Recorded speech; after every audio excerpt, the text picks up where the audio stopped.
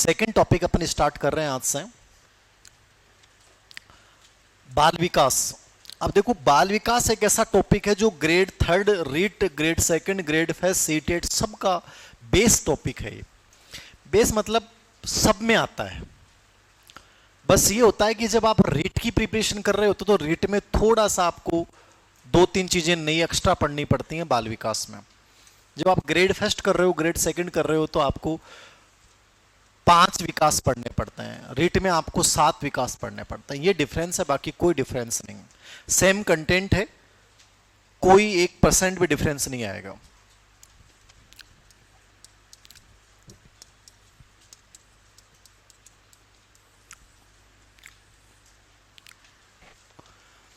बाल विकास क्या है? Child development. जितने भी सीडीपी के पेपर होते हैं, सीडीपी मतलब रीट, टेट, सीटेट, जो भी एस्टेट, ये जो पेपर होते हैं उनका स्टार्ट इस टॉपिक से होता है, बाल विकास व शिक्षा शास्त्र, ऐसा लिखा मिलता है। बाल विकास मोस्ट इंपॉर्टेंट टॉपिक है। इसमें पढ़ना क्या और इसका पैटर्न क्या है मैं बता दूं आपको। यदि शॉर्ट एंड स्वीट में बात करूं, सीधा टू द पॉइंट बात करूं, तो बाल विकास में पहला बिंदु आता है अभिवृद्धि और विकास, ग्रोथ एंड डेवलपमेंट। एक तो ये कॉन्सेप्ट है इंपॉर्टेंट, जिससे एक प्रश्न लगभग आता है। दूसरा है विकास के सिद्धांत, ये बहुत महत्वपूर्ण है, इससे भी लगभग एक प्रश्न आ जाता है। तीसरा है, यदि आप सीडीपी रीट का एग्जाम देते हैं, बाकी भी खैर पढ़ना है, बट रीट में स्पेशली विकास में H गुणा E की भूमिका, रीट का और सीटेट का फिक्स प्रश्न है। फिर है विकास के आयाम। आयाम 8 होते हैं विकास के, लेकिन 5 आयाम ग्रेड फर्स्ट, ग्रेड सेकंड में पढ़ने पड़ते हैं और रीट में आपको 7 आयाम पढ़ने पड़ते हैं। ठीक है, अब ये 5 आयाम और 7 आयाम आपको पढ़ने पड़ते हैं कौन कौन सी? शैशव, बाल्य अवस्था और किशोर अवस्था।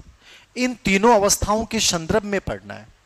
सभी को तीनों अवस्थाएं पढ़नी है, बस ग्रेड फर्स्ट में स्पेशली किशोर अवस्था पे ज्यादा प्रश्न आते हैं। लेकिन किशोर अवस्था तभी समझ में आती है जब आपको शैशव और बाल्य अवस्था समझ में आती है, वरना आती नहीं है। तो सीक्वेंसिंग प्रोसेस है, एक पार्ट छूट गया तो दूसरा समझ में नहीं आएगा। ठीक है, तो ये टॉपिक में ये चीज समझ में आएगी तो ये आएगा, ये आएगी तो ये आएगा, ये आएगा तो फिर अवस्थाएं समझ में आएंगी, अवस्थाएं समझ में आएंगी तो विकास के आयाम समझ में आएंगे। इनके साथ अपन विकास के विशिष्ट सिद्धांत भी पढ़ेंगे, जैसे कोहलब्रुक का नैतिक विकास, पियाजे का नैतिक विकास, इरिक का मनोसामाजिक विकास, फ्राइड का मनोलैंगिक विकास। ये बहुत सारे सिद्धांत हैं, वो सब इसके समानांतर चलेंगे। तो बड़ा टॉपिक है।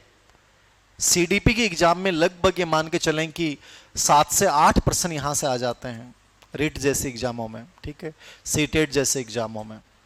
और बाकी जो आपकी ग्रेड सेकंड, ग्रेड फर्स्ट है, वही 3 प्रश्नों का रेशियो यहां से रहता है। लगभग 3 के आसपास प्रश्न यहां से आते हैं। तो इंपॉर्टेंट टॉपिक है, पूरा आराम से एक चीज को समझना है, एक चीज को करना है। तो हेडलाइन डाल ली आपने, बाल विकास। ठीक है, अब मैं थोड़ा सा बेसिक बता रहा हूं। इसका बेसिक क्यों बता रहा हूं? मैंने कहा कि टू द पॉइंट काम की बातें ये हैं, आपको ये चीजें पढ़नी और यहीं से प्रश्न बनते हैं। लेकिन यदि मैं बेसिक नहीं पढ़ाऊंगा थोड़ा सा, तो आपको लगेगा सर ने छोड़ दिया। इसलिए पढ़ा रहा हूं। तो जिन बच्चों के पास वक्त हो इनको देख लेना, बाकी चाहे छोड़ देना। ठीक है, बाल विकास का मतलब समझते हैं। बाल विकास का मतलब होता है गर्भाकाल से लेकर और किशोर अवस्था के प्रारंभ तक का जो भी अध्ययन होता है, वो सब किस में आता है? गर्भाकाल से लेकर और किशोर अवस्था के प्रारंभ। किशोर अवस्था भी पूरी नहीं पढ़नी होती, चाहे आप ग्रेड फर्स्ट की प्रिपरेशन करो। किशोर अवस्था 16 साल तक का जो किशोर अवस्था का बच्चा होता है, उसमें क्या विशेषताएं पाई जाती हैं, वहीं तक आपको पढ़ना होता है। और इसी को अपन क्या बोलते हैं? बाल विकास बोलते हैं। क्या बोलते हैं इसको अपन? बाल विकास। तो इंपॉर्टेंट टॉपिक है, स्पेशली जो बच्चे आप में से रीट देंगे उनके लिए। तो कुछ बेसिक चीजें बता रहा हूं बाल विकास की, थोड़ा सा इसका हिस्ट्री की तरफ लेके जा रहा हूं। यदि in future grade third exam आप देते हैं तो वहां कुछ चीजें कई बार पूछ लेता है, बाकी एग्जामों में नहीं आती हैं। तो मैं 4-5 जो इंपॉर्टेंट चीजें केवल वो लिखा रहा हूं। बाल विकास पे पहला काम जो किसी ने किया था ना, वो किया था कोमेनियस ने। इसने एक स्कूल खोला था 1628 में। ये मान जाता है कि पहला स्कूल था बाल विकास पे, स्कूल ऑफ इन्फेंसी।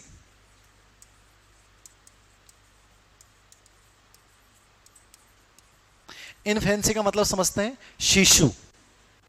तो इसने 1628 में पहला शिशु विद्यालय खोला। तो बाल विकास में जो पहला योगदान माना जाता है वो किसका माना जाता है?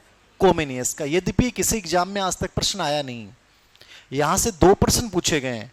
एक तो बाल विकास का जनक किसको माना गया? स्टैनले हॉल को। और एक प्रथम बाल निर्देशन केंद्र की स्थापना किसने की थी? विलियम हीली ने शिकागो में। ये तो थर्ड ग्रेड में आया था। और बाल विकास का जो आंदोलन का जनक है ये आपके सीटेट में आया हुआ है। तो बस ये दो प्रश्न आए हुए हैं बेसिक से, बाकी नहीं है। बाकी मैं 4-5 लाइनें लिखा रहा हूं आपको, तो लिख लो आप। बाल विकास पर सर्वप्रथम ध्यान, बाल विकास पर सर्वप्रथम ध्यान कोमिनियस द्वारा दिया गया। बाल विकास पर सर्वप्रथम ध्यान कोमिनियस द्वारा दिया गया। किसने दिया था? कोमिनियस। कोमिनियस ने क्या किया था? इसने एक शिशु विद्यालय स्थापित किया था। इसका नाम था स्कूल ऑफ इन्फेंसी। लिख लो। इन्होंने सर्वप्रथम 1628 में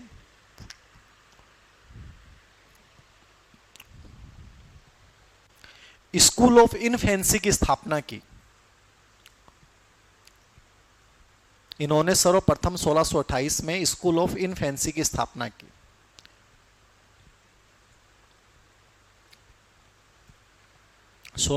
में स्कूल ऑफ इन्फेंसी की स्थापना किसने की? कोमिनियस। याद हो तो कर लेना, वरना छोड़ देना, कोई इतना बड़ा बिंदु नहीं। बाल विकास का वैज्ञानिक अध्ययन जो किया था ना वो 1774 में किया था पेस्टोलॉजी ने। ये याद रखना चाहिए मेरे अकॉर्डिंग।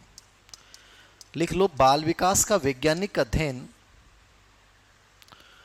बाल विकास का वैज्ञानिक अध्ययन 1774 में, बाल विकास का वैज्ञानिक अध्ययन 1774 में पेस्टोलॉजी द्वारा किया गया। बाल विकास का वैज्ञानिक अध्ययन 1774 में किसने किया था? पेस्टोलॉजी। ये अच्छा बिंदु है, लिख लेना इसको, याद रखना इसको।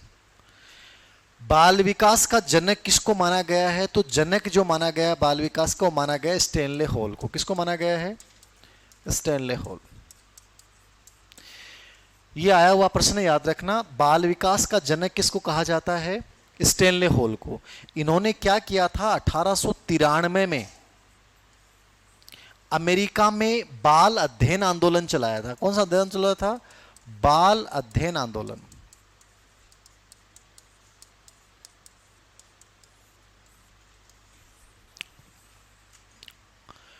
अमेरिका में 1893 में बाल अध्ययन आंदोलन चलाया था। किसने? स्टैनले हॉल ने।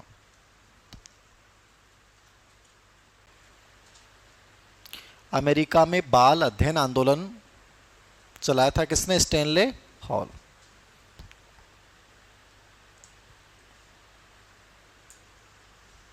आगे बात समझ में? ये दोनों प्रश्न आए हुए हैं। कब चलाया था? तो उसमें ये डेट नहीं दे रखी थी, दे रखा था 17वीं शताब्दी, 18वीं शताब्दी, 19वीं शताब्दी, 20वीं शताब्दी, ऐसे। ठीक है। तो कौन सी शताब्दी हुई है? 19वीं। ठीक है। तो ऐसे प्रश्न पूछ सकता है। कई बार अपन डेट के चक्कर में भूल जाते हैं यार कौन सी शताब्दी थी। तो ये दोनों प्रश्न आए हुए हैं स्टैनले हॉल। इन्होंने क्या किया था? 2 समितियां स्थापित की थी। एक चाइल्ड वेलफेयर सोसाइटी और एक चाइल्ड स्टडी सोसाइटी, इस आंदोलन को क्रियान्वित करने के लिए। यद्यपि किसी कंपटीशन में पूछा नहीं गया है किसने कौन सी 2 समितियां बनाई, लेकिन कई बार क्या होता है अपन नहीं लिखाते हैं तो आपको लगता है कि सर आपने लिखाया नहीं, उस कोचिंग के नोट्स में तो ये लिखा हुआ है, तो मन में ऐसा हो जाता है। बाकी चीज़ें काम की नहीं है, काम इतना ही है। ठीक है। तो एक नोट डाल के नीचे लिख लेना। इसने 2 समितियों की स्थापना की थी, बाल कल्याण समिति, बाल कल्याण समिति और बाल अध्ययन समिति।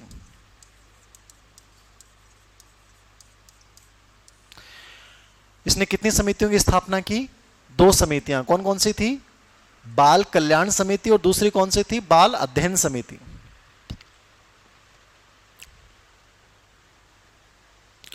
बाल कल्याण समिति और दूसरी कौन सी थी? बाल अध्ययन समिति।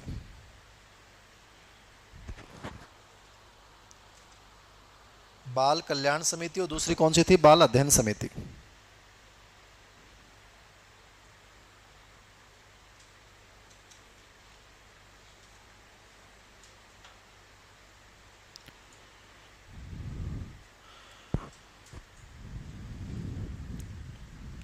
लिख लिया, बाल अध्ययन समिति, बाल कल्याण समिति। इसको इग्नोर कर सकते हैं आप, इसको याद रखना, स्टेनले हॉल बाल विकास का जनक है।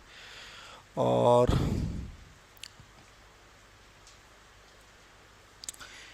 एक ये और लिख लेना, प्रथम बाल सुधार गृह है, प्रथम बाल सुधार गृह है, प्रथम बाल सुधार गृह है अमेरिका में, प्रथम बाल सुधार गृह अमेरिका में 1887 में स्थापित किया गया था। प्रथम बाल सुधार गृह अमेरिका में 1887 में स्थापित किया गया था।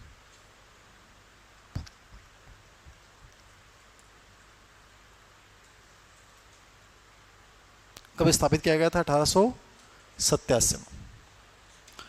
और अंतिम प्रश्न जो आया हुआ है 2013 थर्ड ग्रेड में, प्रथम बाल निर्देशन केंद्र, प्रथम बाल निर्देशन केंद्र विलियम हीली द्वारा, प्रथम बाल निर्देशन केंद्र विलियम हीली द्वारा 1909 में शिकागो में स्थापित किया गया था। प्रथम बाल निर्देशन केंद्र 1909 में शिकागो में स्थापित किया गया था।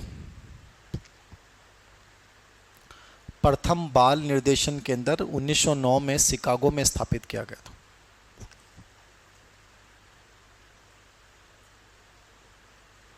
कहाँ स्थापित किया गया था? शिकागो। कब? 1909। किसने किया? William Healy. ये देख लेना। ठीक है, बस यही है, इसमें काम की चीजें 3 बताई हैं, 3 चीजें याद रखना, विलियम हीली, शिकागो बाल अध्ययन आंदोलन का जनक और पेस्टोलॉजी वाला। ये 3 चीजें मुझे लगता है कि हर बच्चे को पता होनी चाहिए, बाकी तो आपकी मर्जी है, पूरा पढ़ लो तो बहुत बढ़िया है। भारत में बाल विकास पे जो काम किया है वो 2 लोगों ने किया है, ताराबाई मोडेक और गिजूभाई बधेका। ये जो एनटीटी की एग्जाम में होती है ना, वहां तो चीजें पूछ लेता है, क्योंकि वहां बाल विकास और पे बहुत ज्यादा प्रश्न आते हैं, 100 प्रश्न आते हैं। तो एक नोट, छोटी सी लाइन लिख लेना, भारत में बाल विकास पे जो काम किया ना वो ताराबाई मोडेक, ये मतलब बाल विकास से जुड़े हुए हैं, और गिजूभाई बधेका, इनका तो बहुत बड़ा नाम है, इन्होंने बहुत स्कूल खोले हैं बाल निर्देशन के अंदर, सूरत के थे। भारत में ताराबाई मोडेक व गिजूभाई बधेका ने बाल विकास पे विशेष रूप से काम किया। भारत में ताराबाई मोडेक और गिजूभाई बधेका ने बाल विकास पे विशेष रूप से काम किया, विशेष रूप से काम किया। ताराबाई मोडेक और क्या बताया मैंने? गिजूभाई बधेका। आप इसको इग्नोर भी कर सकते हो। देखो मैंने 5 चीजें लिखाई हैं, टोटली गिनती की आपको, इसमें मुझे लगा जो है वो काम की चीज मैंने बता दी है, बाकी मैंने आपको ही बता दिया है मैंने क्यों लिखाया है। तो शॉर्ट एंड स्वीट पढ़ना चाहते हैं उसके अकॉर्डिंग पढ़ लें। अब देखो मेन टॉपिक यहाँ से स्टार्ट होता है। अब तक जो चीजें थी वो नॉर्मल बेसिक चीजें थी। बाल विकास के ऊपर बहुत सारी परिभाषाएं हैं, और परिभाषाओं का कोई क्राइटेरिया नहीं होता। आप ये सोच लें कि सर ये परिभाषा आ जाए, कोई गारंटी नहीं होती परिभाषाओं की। एक अनुमान होता है, एक्सपीरियंस जिस टीचर को होता है वो थोड़ा सा उसको आइडिया लगता है कि यार ये चीज़ आनी चाहिए। कई परिभाषाएं होती हैं जो पूरे अर्थ से भरपूर होती हैं, तो हमें ऐसा लगता है कि यार ये आ जानी चाहिए, और वो आ जाती हैं। बट ये कोई निश्चित नहीं है, कोई फिक्स नहीं है कि परिभाषा हमने जो लिखी है वही आएंगी, क्या कोई नई परिभाषा भी आ सकती है। तो यहाँ मैं 2 डेफिनेशन आपको लिखा रहा हूँ। फर्स्ट डेफिनेशन है वो ज़्यादा अच्छी डेफिनेशन है, तो देख लेना, जो रेट का एग्जाम दे वो बच्चे देख लेना, बाकी फर्स्ट ग्रेड सेकंड ग्रेड वाले रहने देना। लिखो करो एंड करो के अनुसार। ये परिभाषा ठीक है, मतलब इसमें अर्थ है पूरा।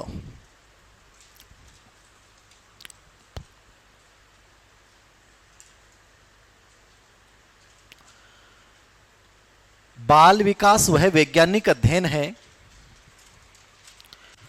बाल विकास वह वैज्ञानिक अध्ययन है, बाल विकास वह वैज्ञानिक अध्ययन है जिसमें गर्भाकाल से लेकर, बाल विकास वह वैज्ञानिक अध्ययन है जिसमें गर्भाकाल से लेकर किशोर अवस्था के प्रारंभ तक का अध्ययन किया जाता है। गर्भाकाल से लेकर किशोर अवस्था के प्रारंभ तक का अध्ययन किया जाता है।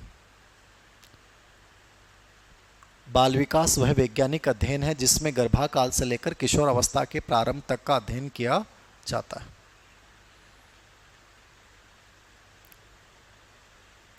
ये मुझे अच्छी लगी परिभाषा, देख लेना, बहुत सिंपल सा अर्थ है। बाल विकास का रियल अर्थ भी यही है। विकास की शुरुआत कहाँ से होती है, प्रश्न थर्ड ग्रेड में कई बार आता है। तो आपको क्या करना है, शेष अवस्था, बाल्य अवस्था, किशोर अवस्था, उपयुक्त में से कोई नहीं। किससे शुरुआत होती है विकास की? विकास की शुरुआत होती है गर्भाकाल से। शेष अवस्था से विकास थोड़ी स्टार्ट होता है। विकास तो गर्भाकाल से, सबसे पहली जो प्रक्रिया होती है ना, विकास से स्टार्ट होता है। समझ रहे हो आप? ग्रोथ से भी पहले यदि कुछ होता है तो डेवलपमेंट होता है। कई बच्चे इसको समझते हैं कि सर ग्रोथ पहले होती है, नहीं, पहले डेवलपमेंट होता है। शुरुआत विकास से होती है, फिर अभिवृद्धि प्रारंभ होती है, फिर अभिवृद्धि जल्दी खत्म होती है और विकास लास्ट तक चलता रहता है। एक परिभाषा और लिखा रहा हूं ब्रक के अनुसार। ब्रक ये एनसीईआरटी में डाल रखी इसलिए लिखा रहा हूं, बाकी कोई प्रश्न नहीं आया इसके ऊपर। ब्रक ने क्या कहा है? बाल विकास मनोविज्ञान की वह शाखा है, बाल विकास मनोविज्ञान की वह शाखा है बाल विकास मनोविज्ञान की वह शाखा है जिसमें जन्म पूर्व से, बाल विकास मनोविज्ञान की वह शाखा जिसमें जन्म पूर्व से परिपक्व अवस्था तक का अध्ययन होता है। बाल विकास वह अवस्था है, बाल विकास मनोविज्ञान की वह शाखा है जिसमें जन्म पूर्व से लेकर परिपक्व अवस्था तक का अध्ययन होता है। जन्म पूर्व से लेकर कहां तक अध्ययन होता है? परिपक्व तक का। बताओ यहां तक समझ में आ रहा है क्या देवियों? आ रहा है? अच्छा, जवानों आ रहे होगी? आया अनमनासा क्या हो रहा है? घर आया बाद में।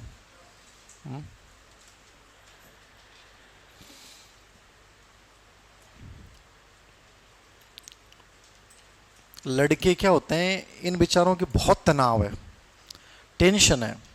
हमारे पिछले बैच में एक बच्ची थी, वो मेरे पास आई, बोले कि सर अपनी क्लास का एक बच्चा इंस्टाग्राम पे मैसेज कर रहा है कि मैं भी तुम्हारे साथ, तुम्हारे बैच में धीर सिंह सर के साथ ही पढ़ता हूँ, कैसी हो?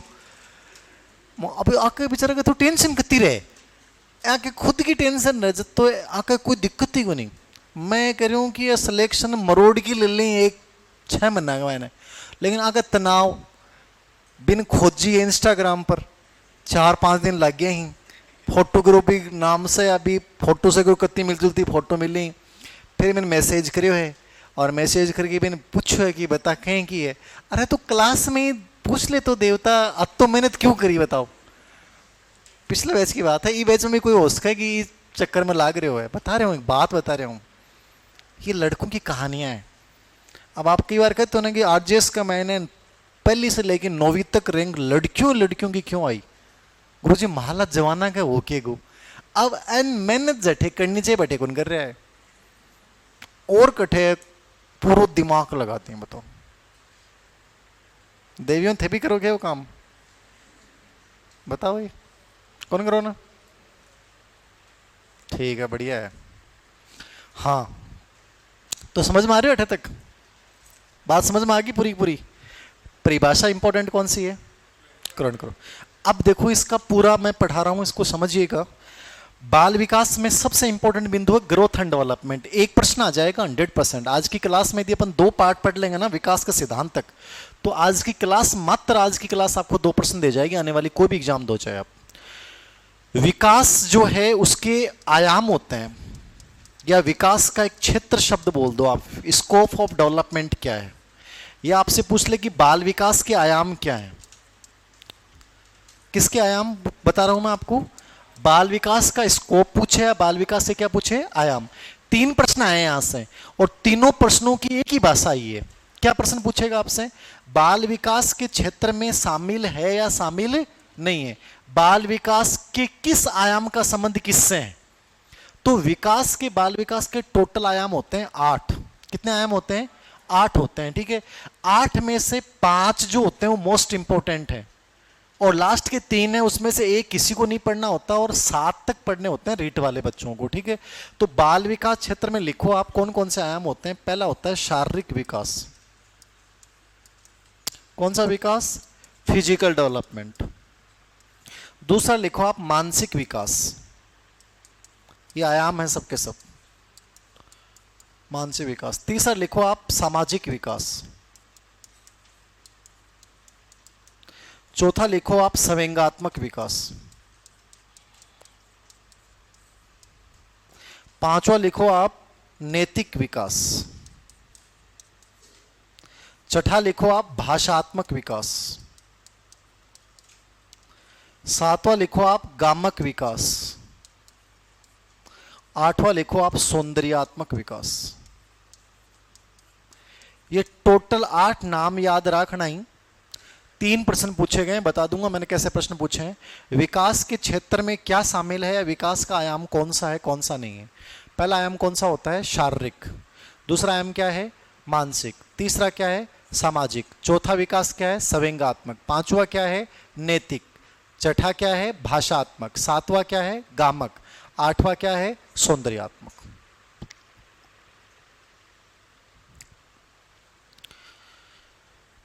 पूरा विकास टॉपिक यही है, सब कुछ इन्हीं से बंधा पड़ा है, देख लो आप। ये मैं लास्ट में पढ़ाऊंगा, अभी तो बेसिक पढ़ा रहा हूं आपको। शारीरिक विकास पढ़ेंगे अपन पूरा का पूरा, आपके अंदर क्या क्या परिवर्तन होते हैं, शेष अवस्था में क्या, बाल्य अवस्था में क्या, किशोर अवस्था में क्या। फिर मानसिक विकास पढ़ेंगे, मानसिक क्रियाएं कौन सी होती हैं, शेष अवस्था, बाल्य अवस्था, किशोर अवस्था। फिर ऐसे ही सामाजिक विकास पढ़ेंगे, शेष अवस्था, बाल्य अवस्था, किशोर अवस्था। फिर ऐसे ही संवेगात्मक विकास, शेष अवस्था, बाल्य अवस्था, किशोर अवस्था। नैतिक, भाषात्मक, गामक। तो भाषा और गामक तो मैं केवल रीट वाले बच्चों को पढ़ाऊंगा, बाकी को ग्रेड फर्स्ट और ग्रेड सेकंड में केवल यहां तक पढ़ना होता है, ठीक है। और सौंदर्यात्मक विकास जो होता है ये अंतिम विकास है, ये सिलेबस में नहीं है, ये केवल आपको फील करना है कि आपका सौंदर्य कैसा है, ठीक है, आप कितने बड़े कलाकार हो, ठीक है। तो जितनी भी कलाएं आती हैं ना वो इस विकास में आती हैं, सौंदर्यात्मक विकास में। तो टोटल विकास के कितने आयाम हैं? 8 आयाम है। अपने को टोटल कितने पढ़ने हैं? 7। ग्रेड फर्स्ट ग्रेड सेकंड में कितने पढ़ने हैं? 5 पढ़ने हैं, ठीक है। ये अपन सीक्वेंस से एक करके पढ़ेंगे बाद में, अभी तो अपन बेसिक पढ़ रहे हैं। ये हो गया बाल विकास क्षेत्र आयाम। एक नॉर्मल प्रश्न आपसे पूछ ले कि बाल विकास के अध्ययन की 2 प्रमुख विधि कौन सी होती हैं। यद्यपि ऐसा प्रश्न राजस्थान में किसी एग्जाम में आया नहीं है, लेकिन एक नॉलेज के लिए आपको पता होना चाहिए बाल विकास के अध्ययन की 2 विधियां होती हैं। कितनी विधियां होती हैं? 2। इन विकासों का अध्ययन करने के लिए 2 प्रमुख विधियां होती हैं। कौन कौन सी बता सकता है कोई बच्चा? एक होती है समकालीन अध्ययन विधि और एक होती है दीर्घकालीन अध्ययन विधि। समकालीन दीर्घकालीन सुना है क्या? समकालीन होता है क्रॉस सेक्शनल। यदि मैं कोई बच्चे का एक समय एक साथ अध्ययन करूं तो वो होती है समकालीन, एक बिंदु विशेष पर, कि मैं 12 साल के बच्चे का अध्ययन कर रहा हूं, ठीक है ना, कि 12 साल में उसका डेवलपमेंट कैसे हुआ है। दीर्घकालीन अध्ययन विधि होती है बहुत बढ़िया विधि। इसमें क्या होता है, बच्चे के जन्म से लेकर लगातार, मतलब उसका 10वें वर्ष कैसा हुआ, 5वें वर्ष कैसा हुआ, 25वें वर्ष कैसा हुआ, 50वें वर्ष कैसा हुआ, तो इसको लंबात्मक विधि भी बोल सकते हो, लॉन्गिट्यूड। जब बच्चे का अपन लगातार अध्ययन करते हैं, हर समय अध्ययन करते हैं, वो होती है दीर्घकालीन। ज्यादा बेस्ट विधि कौन सी होती है? दीर्घकालीन विधि। इसमें तो क्या होता है, एक पर्टिकुलर टाइम विशेष पर अध्ययन करो जा। तो 2 प्रमुख विधि मानी जाए, अपने राजस्थान में तो को नहीं आई, लेकिन 12 की जो एग्जाम हुए हैं बाकी मान जाए, ओटेट हुआ है उड़ीसा के, भी में आइडो प्रश्न है कि बाल विकास के अध्ययन की 2 प्रमुख विधियां कौन सी हैं। मैंने किताब में तो 8-9 नाम लिख रखे हैं, बत्ता याद गुन करना था। जो मैं काम की बात बता रहा हूँ बत्ती बत्ती पढ़ लो थे, तो लिखो नोट डाल के नोट। बाल विकास के अध्ययन की 2 प्रमुख विधियां होती हैं। समकालीन अध्ययन, समकालीन अध्ययन जानो कि क्रॉस सेक्शनल बोला इंग्लिश में अपन।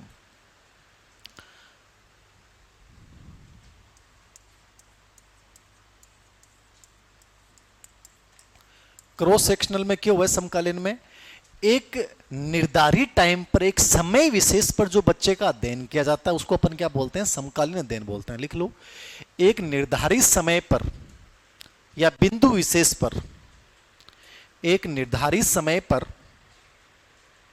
समकालीन अध्ययन विधि में लिखो। क्रॉस सेक्शनल विधि क्या होती है? एक निर्धारित समय पर या बिंदु विशेष पर जो बच्चे का अध्ययन किया जाता है,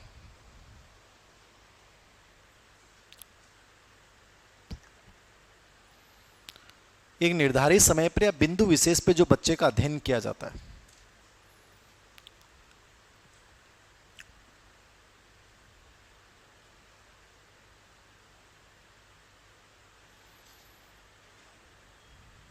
लिख लिया। और दूसरी विधि कौन सी है?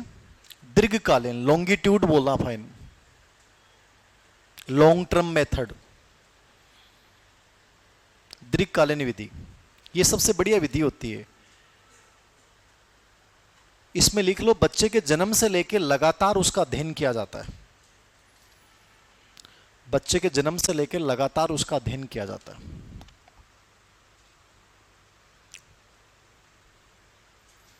बच्चे के जन्म से लेकर लगातार, मतलब लंबी अवधि तक अध्ययन होता है इसमें, इसलिए इसको दीर्घकालीन बोलते हैं।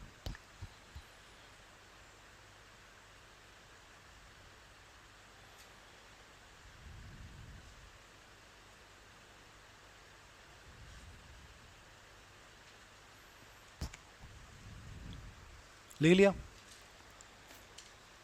और कुछ दुख दर्द पीड़ा आप लोगों की? सही, एकदम मस्त हो, एकदम बहुत बढ़िया।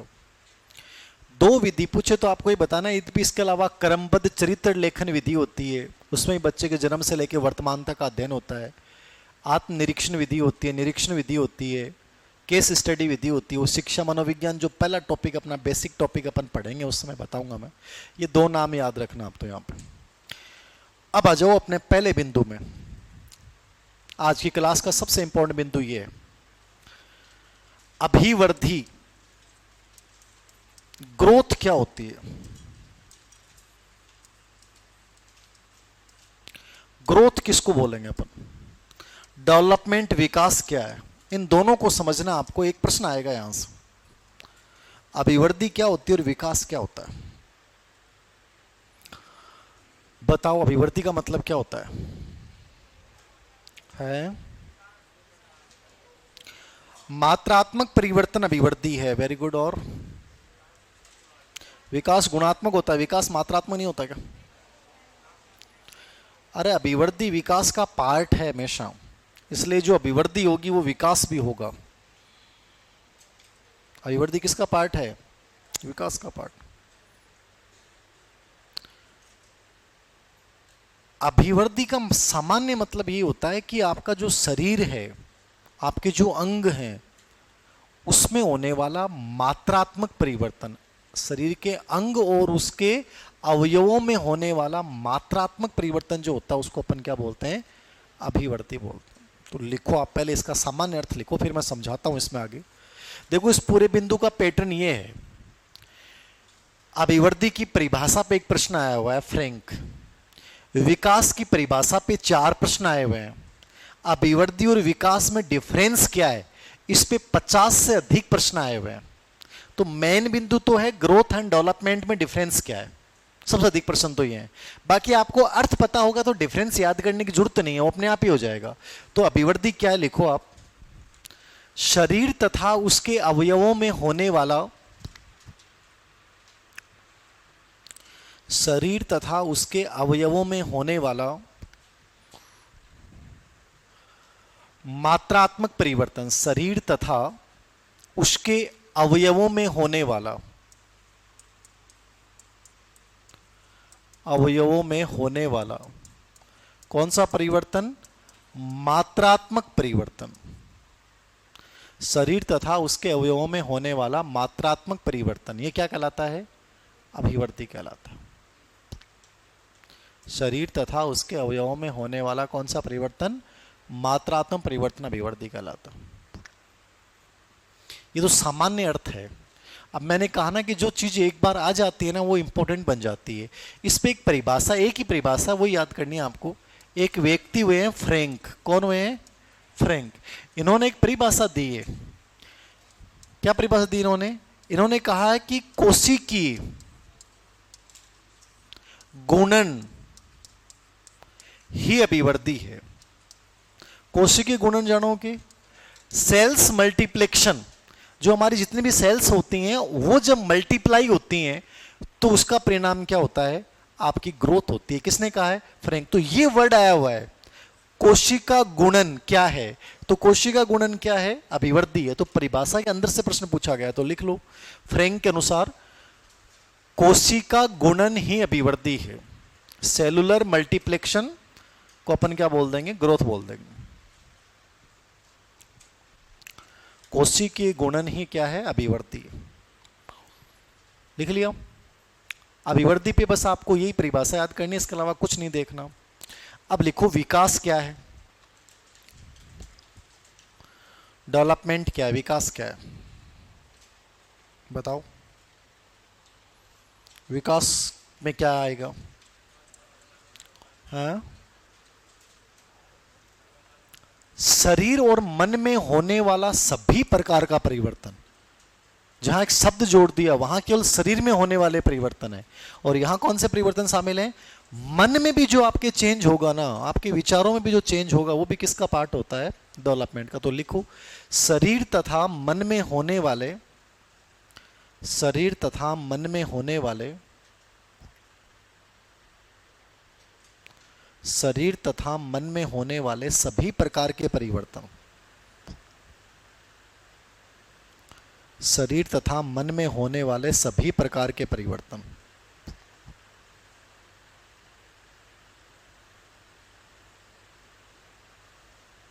किस में शामिल है? विकास में।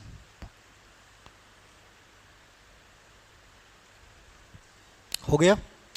अब देखो इस पे स्टेटमेंट बहुत आए हैं इस विकास के ऊपर, डेवलपमेंट के ऊपर। विकास का शाब्दिक अर्थ जानते हो? कोई बच्चा बता सकता है विकास का शाब्दिक अर्थ क्या होता है? परिवर्तन विकास का शाब्दिक अर्थ होता है। चेंज जो भी है ना वो विकास है। अधिगम का भी शाब्दिक अर्थ यही है, परिवर्तन। वो व्यवहार में परिवर्तन है, बस ये हर प्रकार का परिवर्तन है, वो डेवलपमेंट है। ठीक है, तो विकास के ऊपर परिभाषाओं में इस पूरे टॉपिक का एक सामान्य है। हर टॉपिक में कोई चीज ऐसी होती है जिसको पकड़ना होता है बच्चे को। समझ रहे हो आप? अब जैसे मैंने कहा कि रीट की प्रिपरेशन करेंगे उनके लिए सबसे इंपॉर्टेंट टॉपिक है, समझ रहे हो? 5 यूनिट और ये टॉपिक, ये सबसे इंपॉर्टेंट है। एक व्यक्तिगत भिन्नता टॉपिक, ये रीट में ये 3 टॉपिक ढंग से पढ़ लिए तो बहुत बड़ा रोल अदा कर जाते हैं। एक अधिगम में जीन पियाजे। हर भर्ती का एक पैटर्न है, जैसे हर टॉपिक का भी एक पैटर्न होता है। और यदि टीचर यदि थोड़ा सा है मेहनत करने वाला तो उसको पता होता है। शिक्षा मनोविज्ञान वाला जो बेसिक टॉपिक है उसमें एक परिभाषा आती है, स्किनर की परिभाषा। वो परिभाषाएं मोस्ट इंपॉर्टेंट है। अधिगम में जाते हैं तो गेट्स 1 ने मोस्ट इंपॉर्टेंट हो जाता है। समायोजन में गेट्स 1 ने मोस्ट इंपॉर्टेंट हो जाता है। विकास में एलिजाबेथ हरलोग के कोई भी स्टेटमेंट देख लो, उसका ऐसा कोई स्टेटमेंट ही नहीं जो एग्जाम में नहीं आया हो, वो मोस्ट इंपॉर्टेंट हो गया।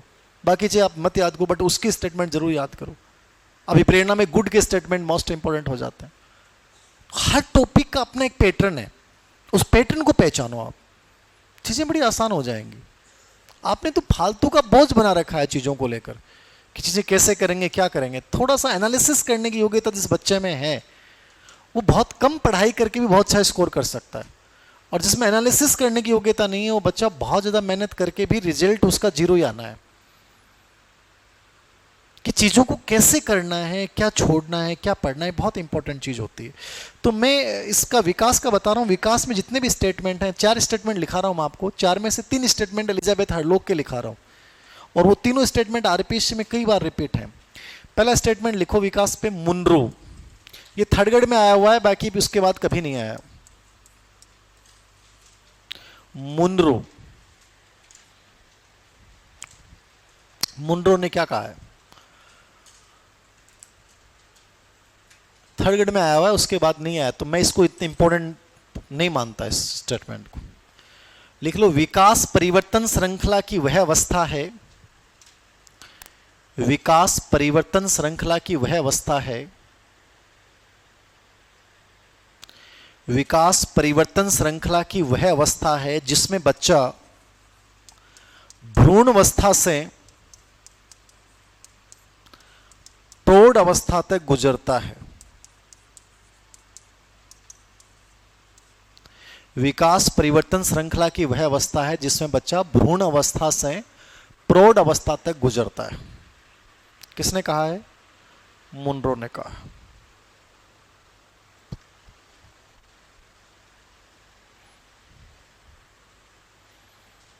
लिख लिया? बहुत अच्छे बच्चे हो आप। मैंने इतने अच्छे बच्चे आज तक नहीं देखे। 2 नंबर पे एलिजाबेथ हरलोक। आदमी ही लुगाई ही रहे हैं? युवती थी गई या युवक था ही? तन के लगे के नाम से के फील आ रहे बता? आदमी के फील आ रहे हैं। बहुत बढ़िया। लुगाई ही बाल मनोवैज्ञानिक ही या बहुत बड़ी। लिखो इसके जितने भी स्टेटमेंट है वो सब आरपीएससी में आए हुए हैं। इसके 3 स्टेटमेंट है विकास के ऊपर, तीनों एग्जाम में आए हुए हैं। लिखो विकास व्यक्ति में, पहला स्टेटमेंट, विकास व्यक्ति में नवीन विशेषताओं को व्यक्त करता है। विकास व्यक्ति में नवीन विशेषताओं को व्यक्त करता है। विकास व्यक्ति में किसको व्यक्त करता है? नवीन विशेषताओं। किसने कहा है? बहुत अच्छे बच्चों, ये याद रखना, बार बार रिपीट है ये सब स्टेटमेंट, दोबारा नहीं बताने पड़े, बस क्लास नोट्स में चीजें मेंटेन कर लेना। दूसरा स्टेटमेंट लिखो एलिजाबेथ हरलोक का, 2 नंबर पे लिखो इसी का। विकास गुणात्मक परिवर्तनों की, इस परिभाषा में से 3 प्रश्न अंदर से पूछे गए हैं, पूरी याद रखना। विकास गुणात्मक परिवर्तनों की, विकास कौन से परिवर्तनों की? गुणात्मक। ये शब्द आया हुआ है कि सिर्फ विकास को गुणात्मक किसने माना था? गुणात्मक परिवर्तनों की कर्मिक श्रृंखला।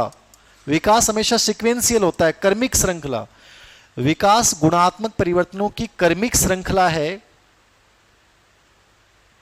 जो परिपक्वता व अनुभव के परिणाम स्वरूप होता है। विकास परिवर्तनों की कर्मिक श्रृंखला है जो परिपक्वता व अनुभव के परिणाम स्वरूप होता है। विकास परिवर्तनों की कर्मिक श्रृंखला है जो परिपक्वता व अनुभव के परिणाम स्वरूप होता है। परिवर्तनों की कर्मिक श्रृंखला है जो परिपक्वता व अनुभव के परिणाम स्वरूप होता है। किसने कहा है? हरलोक ने। ये आया हुआ है स्टेटमेंट। तीसरा स्टेटमेंट भी इसी ने दिया है। ये कहती है कि विकास में 4 प्रकार के परिवर्तन होते हैं। कितने प्रकार के परिवर्तन होते हैं विकास में? 4 प्रकार के परिवर्तन। कौन कौन से? ये कहती है विकास में 4 प्रकार के परिवर्तन है। आकार में परिवर्तन, अनुपात में परिवर्तन, पुराने जो चिन्ह हैं आपके उनका लुप्त हो जाना, और नए जो लक्षण है या नए चिन्ह हैं उनका उदय हो जाना।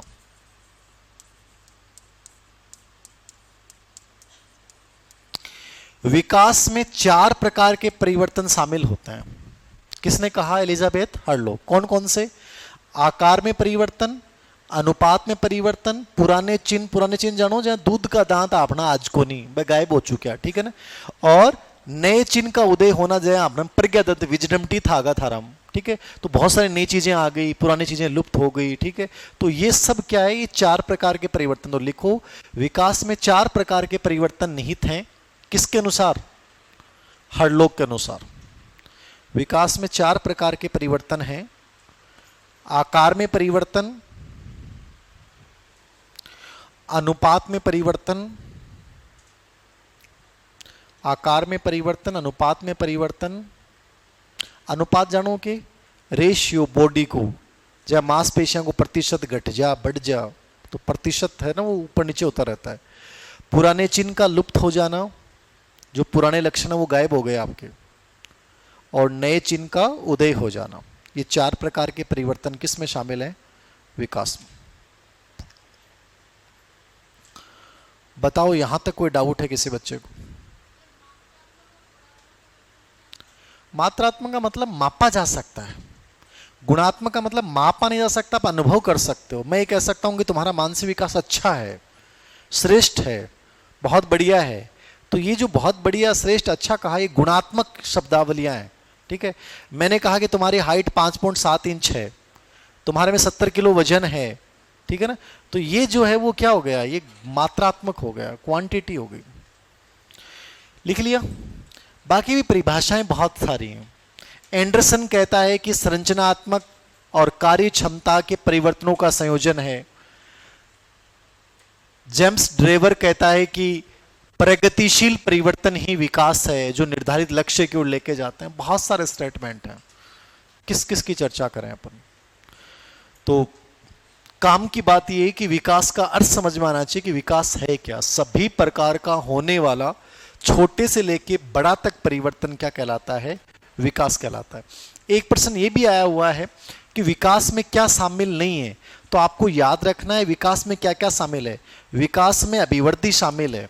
अभिवृद्धि विकास से अलग नहीं है, विकास का क्या है? ये पार्ट है। और क्या शामिल है? जितनी भी आपकी योग्यताएं, क्षमताएं, आपकी एबिलिटीज हैं, वो सभी योग्यताएं किस में शामिल हैं? आपकी विकास में शामिल हैं। योग्यता के अलावा परिपक्वता, मैच्योरिटी जो होती है ना, वो किसका पार्ट होती है? विकास का पार्ट होती है। प्लस परिवर्तन जितने भी होते हैं वो किसका पार्ट होते हैं? विकास का। और वातावरण के साथ जो भी तुम अंतः क्रिया करते हो ना, वातावरण के साथ क्या करते हो तुम? अंतः क्रिया जो करते हो ना, वो सब किसका पार्ट है? विकास। ये सब विकास के पार्ट है।